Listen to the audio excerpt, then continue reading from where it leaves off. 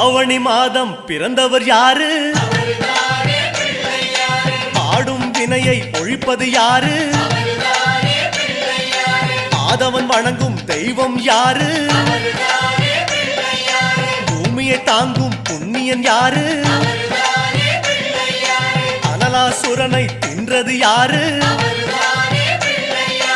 ஆணவம் நீக்கும் நாயகன் யாரு?